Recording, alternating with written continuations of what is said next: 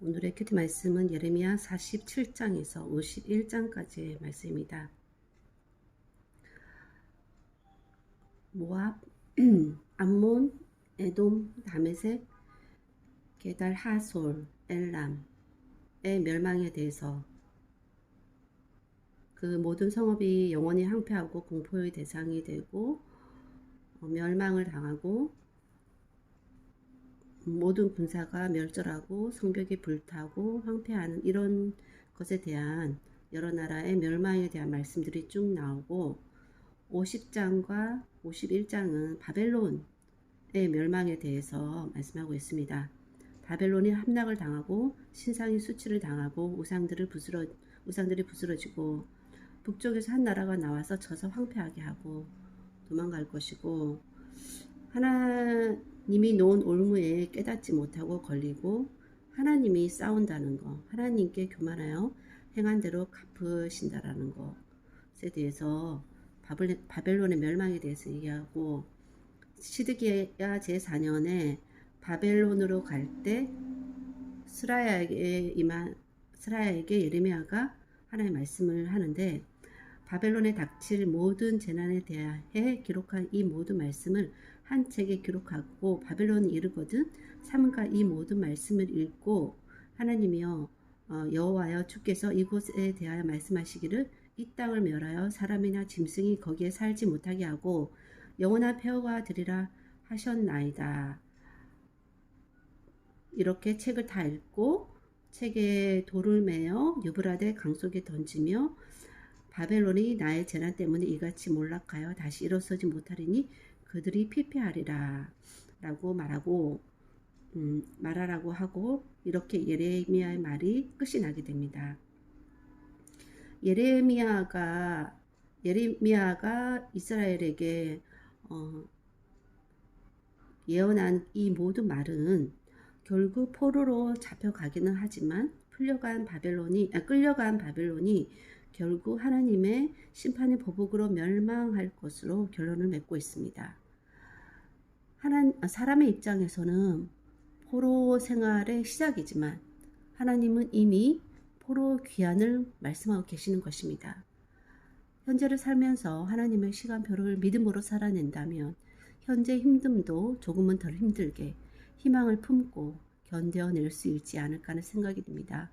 이스라엘의 범죄로 자초한 포로 생활이지만 그 시간은 하나님과 다시 회복을 위해 즉 죄의 습성, 내가 주인 되어 살려고 하는 그 죄의 습성을 억지로 꺾고 뿌리 뽑아 다른 유구 인간에게 종속될 바에야 하나님이야말로 최고의 순종의 대상이 되심을 자신에게도 좋음을 인정하고 더 이상 다른 대상에 눈 돌리지 않도록 뼈속 깊이 새겨주도록 하는 의미 있는 인내의 시간이 될 수 있을 것입니다. 인간의 죄성은 어떠한 고난, 어려운 가운데서도 그 힘을 잃기가 어려운 아주 강한 것입니다. 한번 연단 받았다고 그 뿌리까지 완전히 없어지지 않습니다. 언제든 그 생명력은 조그만 틈만 보이면 올라오려고 합니다. 이 싸움을 평생에 나가고 끝에 가서 50대 49로라도 이겨야 그 후의 운명이 결정되는 것입니다. 지금이 물론 중요하고 지금이 모여 내일이 되지만 결코 지금만 믿고 있어서는 안 되며 언제든 나의 재성이 꿈틀거리며 기회를 엿보고 있음을 알고 어느 사자는 내가 틈을 보이면 기회를 놓치지 않을 뿐 나를 넘어뜨리는 것은 나 자신, 내가 나의 죄성을 철저히 깨트리지 못하고 여지를 둔 결과임을 알고 누구보다 나 자신을 믿지 말고 늘 깨어 하나님의 손을 붙잡고 놓치지 말고 초보 운전자처럼 한 걸음 한 걸음 내디디면서 하나님 인도해 주시는 삶을 살아가야 할 것입니다. 70년의 포로 생활을 대비해서 23년 동안 말하는 것은 좀 길지 않나 싶긴 합니다. 실질적인 포로 생활을 하기도 전에 이미 하는 듯한 느낌, 편치 않는 몸과 마음이었을 것 같다는 사족을 달아봅니다.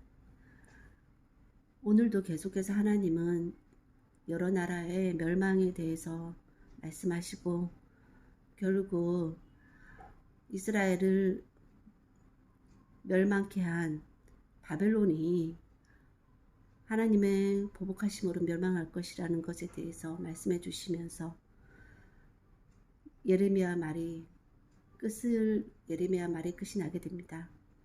70년간의 포로 생활에 비해서 23년 동안이나 예레미야가 계속해서 하나님의 심판의 말, 돌이키라는 말을 전하는 것은 참 길다라는 느낌이 드는데, 이것은 어떤 면에서 그동안 예레미야의 그런 심판의 경고의 말을 통해서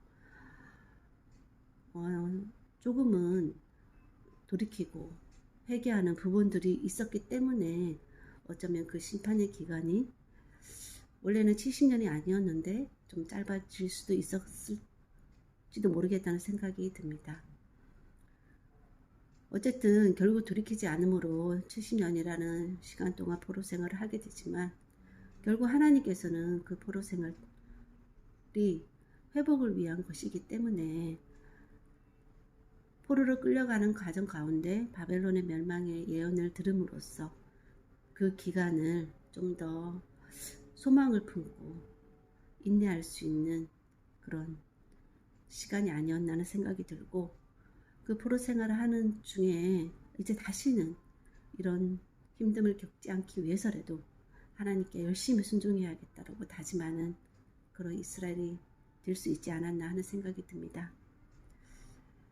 그렇게 또 순종의 삶을 살다가도 또 넘어지는 것이 인간이오니 정말 이러한 수레바퀴를 계속해서 살 수밖에 없는 인간의 삶 가운데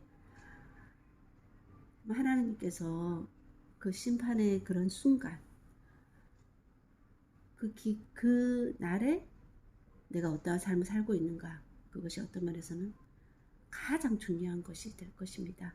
그렇게 하기 위해서는 내 습관이 내 운명을 결정할 수 있도록 내 매일매일의 삶이 늘 하나님께 매 순간 순종이 될 수 있도록 늘 조심해서 하나님과 함께 살면서 또 하나님이 허락하신 그 안에서 평안을 누리며 만족감을 누리며 또 풍성한 삶을 살아가는 불안 가운데긴 하지만 하나님을 의지함으로 두려움이 없는 그런 매일의 삶이 될 수 있도록 오늘 살아가는 수밖에 없고, 기도하기는 하나님께서 부르시는 그날 참으로 51%의 믿음으로라도 난 1% 더한 믿음으로 말미암아 제 운명이 결정될 때 정말 하나님의 은혜가 있기를 간절히 원하고, 오늘도 그런 하루의 삶을 이어나가는 오늘이 되기를 원하고 모든 말씀 예수님 이름으로 기도했습니다.